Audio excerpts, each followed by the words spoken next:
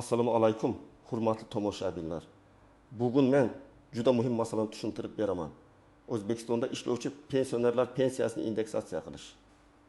Ayniqsa avgust oyida pensiya miqdori oshirilganda nimalarga e'tibor berish kerakligi haqida gaplashamiz.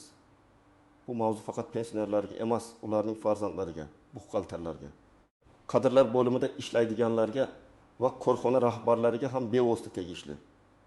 Chunki bitta noto'g'ri tushuncha yoki e'tiborsizlik sabab pensioner o'ziga tegishli oshirilgan pensiyani vaqtida olmasligi. Ayrim hollarda esa ortiqcha to'lov yoki qarzdorlik muammosiga duch kelishi mumkin. Videoni oxirigacha ko'ring. Chunki men ishlovchi pensionerlar uchun indeksatsiya qanday qo'llanishi, kimlarda pensiya avtomatik oshishi. Kimlar albatta pensiya jamg'armasiga yoki tegishli organlarga murojaat qilishi kerakligi, avgust oyida nimani tekshirish zarurligini aniq misollar bilan tushuntiraman. Hozirning o'zida kanalga obuna bo'ling va videoga like bosing. Chunki bu kabi amaliy ma'lumotlar ko'pchilikning puliga, huquqiga va tinchligiga ta'sir qiladi. Men avval eng asosiy savolga javob beraman. Ishlayotgan pensioner pensiya oshirilganda, ya'ni indeksatsiya bo'lganda bundan chetda qoladimi yoki yo'qmi? Oddiy qilib aytganda, agar davlat tomonidan pensiyalar miqdori oshirilsa, bu oshirish faqat uyda o'tirgan pensionerlarga emas, ishlayotgan pensionerlarga ham tegishli bo'ladi. Chunki pensiya bu odam ishlamayotgani uchun beriladigan yordam emas, balki uning avvalgi mehnat staji, to'lagan badallari qonun bilan belgilangan huquq asosida tayinlangan to'lovdir. Ilgari odamlar orasida bitta kuchli qo'rquv bor edi. Agar pensiyaga chiqqanimdan keyin ishlasam, pensiyam kesilib qolmaydimi? Oshirilgan pensiyani menga bermaydimi? Korxonada rasmiy ishlasam pensiyam kamayadimi? Bunday savollar bejiz paydo bo'lmagan. Chunki avvalgi yillarda ayrim toifadagi ishlovchi pensionerlarga pensiya to'lash tartibida cheklovlar bo'lgan. Ayrim hollarda pensiyaning bir qismi to'langan. Ayrimlar esa to'liq pensiya olish olmaslik masalasini tushunishda qiynalgan. Hozirgi amaliyot esa asosiy qoida shuki, yoshga doir pensiya olayotgan fuqaro ishlayotgan bo'lsa ham unga pensiya to'lanadi va umumiy indeksatsiya qo'llanadi. Ya'ni avgust oyida davlat pensiyalarini oshirish haqida qaror qabul qilgan bo'lsa, ishlovchi pensioner ham o'sha oshirilgan miqdorda pensiya olishi kerak. Lekin shu yerda juda muhim nuqta bor. Pensiya oshishi bir narsa, pensiyani qayta hisoblash boshqa narsa. Ko'p odam aynan mana shu ikki tushunchani aralashtirib yuboradi. Indeksatsiya deganda odatda pensiya miqdorini davlat tomonidan belgilangan foiz yoki koeffitsient asosida oshirish tushuniladi. Masalan, davlat pensiyalar 10% oshiradi desa, pensionerning amaldagi pensiyasi shu foizga ko'payadi. Bu ko'pincha avtomatik amalga oshiriladi. Pensioner alohida ariza yozmasa ham pensiya jamg'armasi tizimida uning pensiyasi qayta ko'rib chiqiladi va yangi miqdor bo'yicha to'lov amalga oshiriladi. Masalan, Anvar aka yoshga doir pensiya oladi va bir maktabda qorovul bo'lib ishlaydi. Uning pensiyasi avgustgacha 1.200.000 so'm bo'lgan. Agar pensiyalar uni foizga oshirilsa, uning pensiyasi taxminan 1.320.000 so'm bo'lishi kerak. Bu yerda Anvar akaning ishlayotgani pensiyani oshirishga to'sqinlik qilmaydi. U pensiya ham oladi, ish haqini ham oladi. Yana bir misol. Dilbar opa 62 yoshda. Poliklinikada hamshira bo'lib yarim stavkada ishlaydi. Uning pensiyasi 1.600.000 so'm. Avgust oyida indeksatsiya qo'llangandan keyin pensiyasi belgilangan foizga oshadi. U men hali ham ishlayapman, balki menga oshirish tegishli emasdir deb o'ylamasligi kerak. Agar pensiya turi va to'lov tartibi qonuniy bo'lsa, umumiy oshirish unga ham tegishli. Ammo qayta hisoblash masalasi boshqa. Agar pensioner pensiyaga chiqqandan keyin yana bir necha yil rasmiy ishlagan bo'lsa, uning keyingi ishlagan davri ayrim hollarda pensiya miqdorini qayta hisoblashga asos bo'lishi mumkin. Bunda masala avtomatikmi yoki ariza bilanmi? Qaysi staj hisobga olinadi? Qaysi hujjatlar kerak bo'ladi? Bu alohida tekshiriladigan jarayon. Demak, indeksatsiyasi bu hamma uchun umumiy oshirish, qayta hisoblash esa shaxsiy holatga bog'liq qo'shimcha tekshiruv. Avgust deganda ko'pchilikda bitta savol tug'iladi.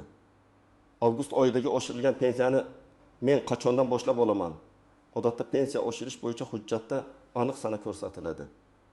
Agar oshirish 1 avgustdan belgilangan bo'lsa, demak pensioner avgust oyidan boshlab yangi miqdordagi pensiyasini olish kerak. Lekin amaliyotda to'lov sanalari har xil bo'ladi. Kimdir pensiyasini oyning boshida plastik kartaga oladi, kimdir naqd shaklda oladi, kimdir pochta orqali oladi. Shuning uchun birinchi kuniyoq hammada pul tushmasligi mumkin. Men bu yerda shuni alohida aytaman. Agar pensiyangiz avgustda eski miqdorda tushsa, darhol vahimaga tushmang, lekin beparvo ham bo'lmang.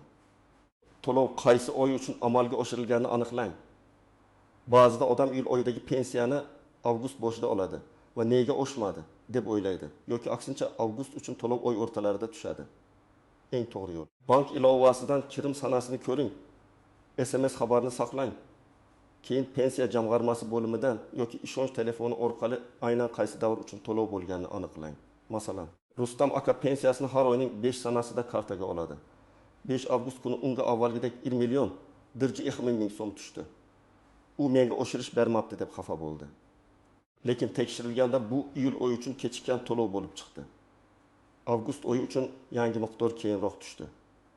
Mana shunday holatlar ko'p uchraydi. Shuning uchun asosiy maslahat xulosa qilishdan oldin to'lov davrini aniqlang. Agar siz yoshga doir pensiya olayotgan bo'lsangiz, rasmiy ishda ishlayotgan bo'lsangiz, ish haqingizdan belgilangan tartibda soliqlar ushlanayotgan bo'lsa va pensiyangiz har oy muntazam tushayotgan bo'lsa, odatda indeksatsiya avtomatik qo'llanishi kerak. Sizning asosiy vazifangiz yangi miqdor to'g'ri hisoblanganini tekshirish. Xavotir olmasligi mumkin bo'lgan birinchi toifa. Pensiyasini muntazam olayotgan va hujjatlarida muammo bo'lmagan pensionerlar. Masalan, fuqaroning pasport ma'lumotlari yangilangan, bank kartasi faol, yashash manzili tizimda to'g'ri, ish joyi rasmiy. Bunday holatda indeksatsiya odatda tizim orqali qo'llanadi. Ikkinchi toifa ishlayotgan bo'lsa ham pensiyasi to'liq to'lanayotgan pensionerlar. Ular men ishda ko'rinib qolsam pensiya oshmay qoladi deb qo'rqmasin. Rasmiy ishlashning o'zi indeksatsiyani bekor qilmaydi. Ammo ayrim toifalar albatta ehtiyot bo'lishi kerak. Birinchidan pensiyasini yaqinda tayinlatganlar.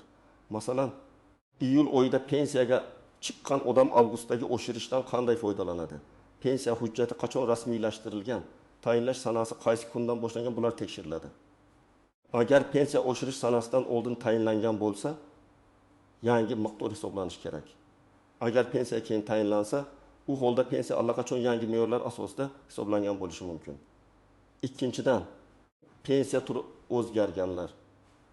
Masalan, nogironlik pensiyasidan yoshga doir pensiyaga o'tgan, o'quvchisini yo'qotganlik pensiyasi bilan bog'liq holati o'zgargan yoki ilgari nafaqa olib, keyin pensiyaga o'tgan fuqarolar. Bunday vaziyatlarda to'lov turi asos va miqdor alohida hisoblanadi. Uchinchidan, bank kartasi almashtirilgan, pasport yoki ID karta ma'lumotlari yangilangan, yashash joyi o'zgargan pensionerlar. Ko'p hollarda muammo pensiyaning o'zida emas, ma'lumotlarning tizimda mos kelmasligida bo'ladi.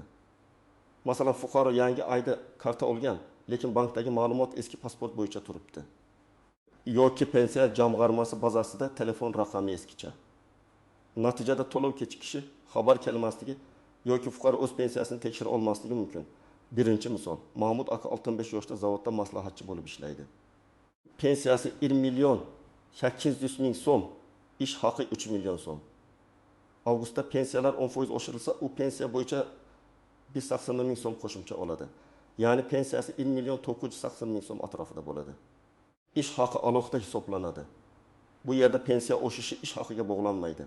Mahmud aka mening ish haqim bor, demak oshirilgan pensiya bermaydi deb o'ylasa bu noto'g'ri. Ikkinchi misol. Sayda opa pensiyaga chiqqandan keyin ham 4 yil bog'chada tarbiyachi bo'lib ishlagan. U har safar pensiyalar oshirilganda pensiyasi ko'paygan, lekin o'zining pensiya ishidagi staj qayta ko'rib chiqilganmi yo'qmi bilmaydi. Bunday holatda Sayda opa faqat avgustdagi indeksatsiyani kutib o'tirmasdan pensiya jamg'armasiga murojaat qilib, pensiyaga chiqqandan keyingi rasmiy ishlagan davri pensiya miqdoriga ta'sir qilishi mumkinmi? Qayta hisoblash uchun asos bormi? Shuni so'rash kerak. Chunki indeksatsiya hamma uchun umumiy, qayta hisoblash esa ba'zan odamning alohida huquqini yuzaga chiqaradi. Uchinchi misol, Karim aka pensiyasi naqd shaklda oladi. Lekin avgust oyida pochtachi unga eski miqdorda pul olib kelgan. U hujjatni tekshirmasdan imzo qo'ygan. Keyin qo'shnilaridan eshitgan, ularniki oshibdi. Bunday paytda Karim aka pochtachi bilan tortishib o'tirmasligi kerak. U to'lov qaydnomasida qaysi oy, qaysi miqdor va qaysi asos ko'rsatilganini aniqlashi, keyin pensiya jamg'armasi tuman bo'limiga borib, yozma yoki og'zaki tartibda tushuntirish so'rash kerak. Agar haqiqatan kam to'langan bo'lsa, farq keyingi to'lovda qo'shib berilishi mumkin. 4-misol. Nigora opa xususiy firmada farrosh bo'lib ishlaydi. lekin ish beruvchi uni rasmiylashtirmagan. U pensiya oladi. Ammo ishlayotganim bilinib qolsa, pensiyam to'xtaydi deb qo'rqadi. Men bunday vaziyatda shuni aytaman. Norasmiy ishlash pensioner uchun ham, ish beruvchi uchun ham xavfli. Pensiya masalasida indeksatsiya baribir qo'llanishi mumkin, lekin ish staji, kelajakdagi qayta hisoblash, mehnat huquqlari, kasallik varaqasi, mehnat nizolari bo'yicha pensioner himoyasiz qoladi. Rasmiy ishlash ko'pincha fuqaroga foydali. Chunki keyinchalik ishlagan davrni isbotlash oson bo'ladi. 5-misol. Sobir aka pensiyasini plastik kartaga oladi. Avgustda oshirilgan pensiya tushgan. Lekin u farqni sezmagan. Chunki bank avtomatik kredit to'lovini yechib olgan. U pensiyam oshmadi deb o'ylagan. Bankdan ko'chirma olganda esa pensiya oshgan. Faqat kartada kredit kommunal to'lov yoki boshqa avtomatik yechim amalga oshirilgani ma'lum bo'lgan. Shuning uchun faqat SMS ga qarab xulosa qilmang. Bank ilovasidan to'liq kirim-chiqimni tekshiring.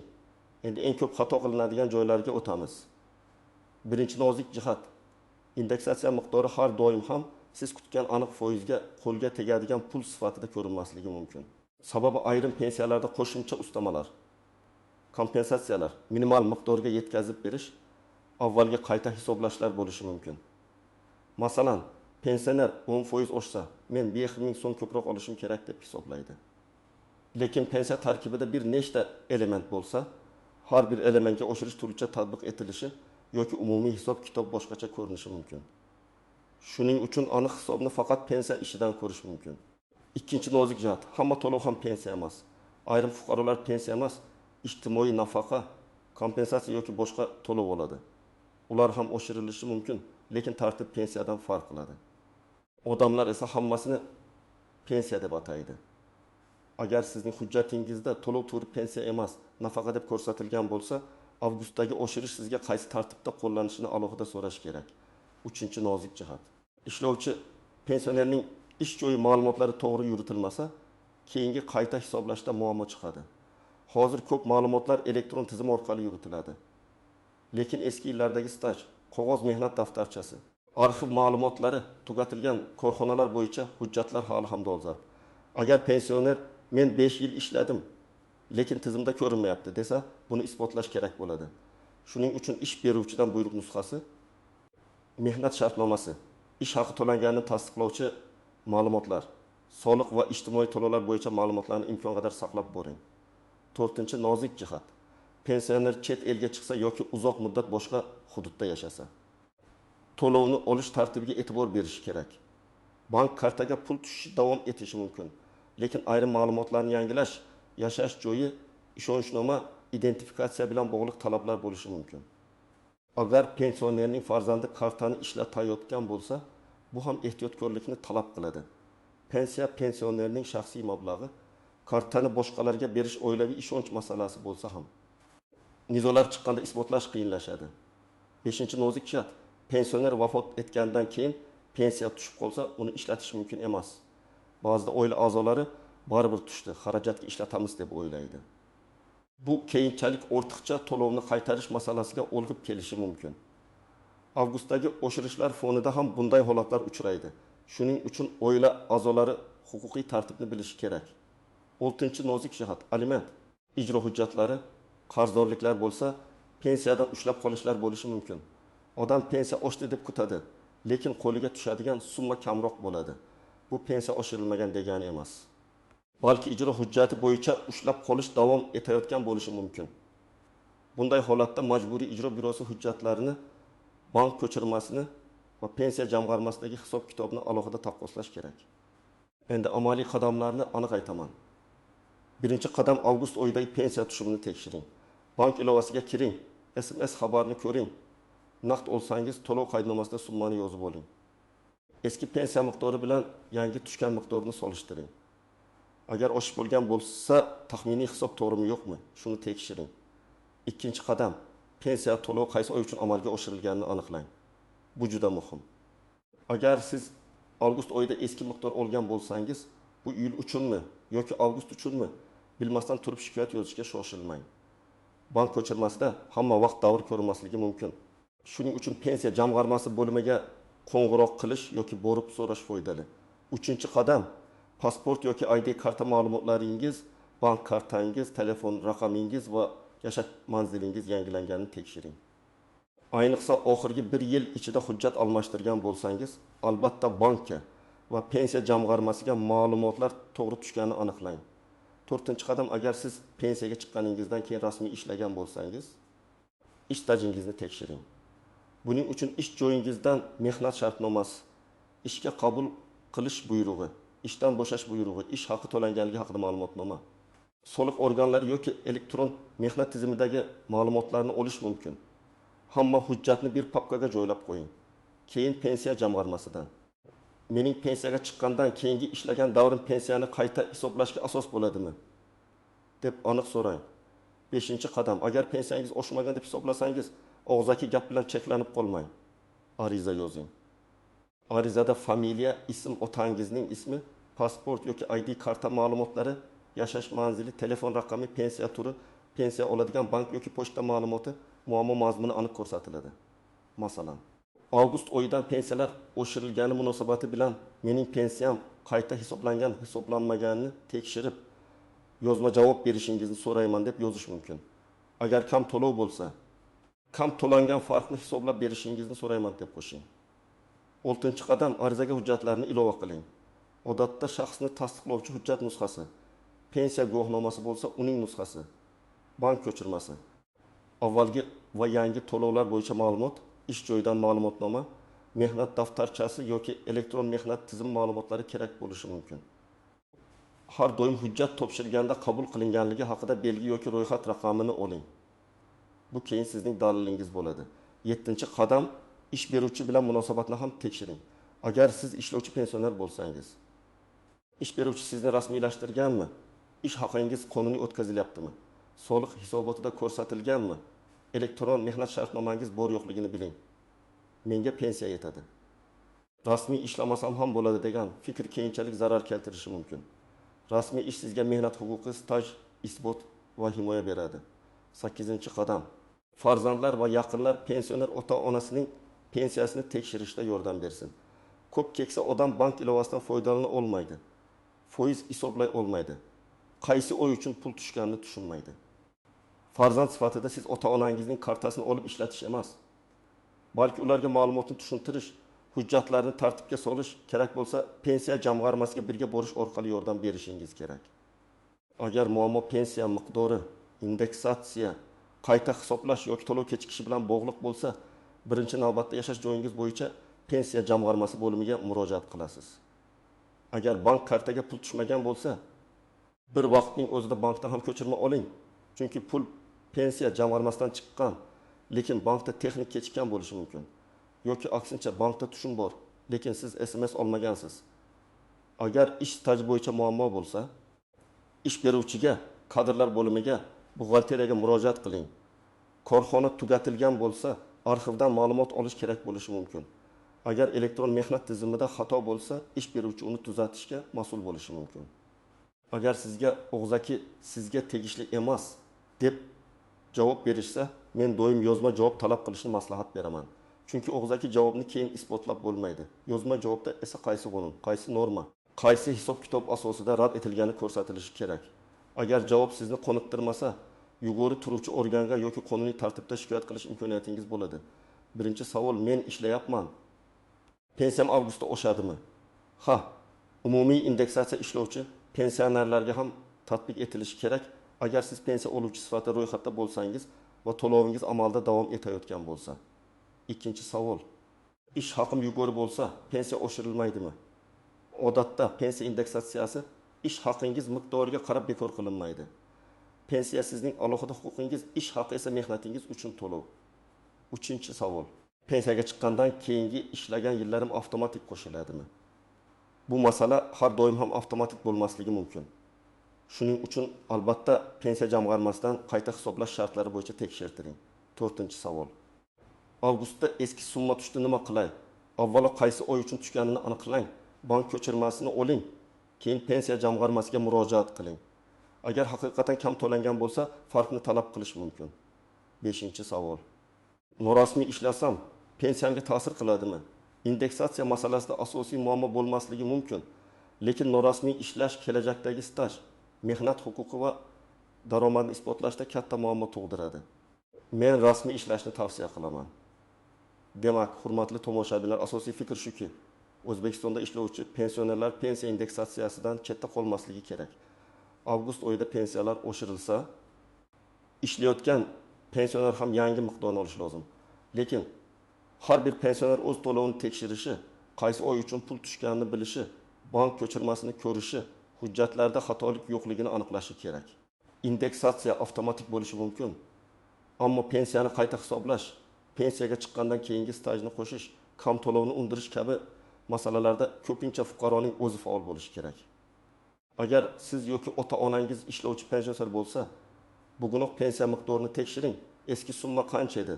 Avgustda qancha tushdi? Qaysi davr uchun tushdi? Hammasini yozib qo'ying. Agar shubha bo'lsa, pensiya jamg'armasiga murojaat qiling va yozma javob oling. Izohlar yozing. Sizning pensiyangiz avgust oyida oshdimi?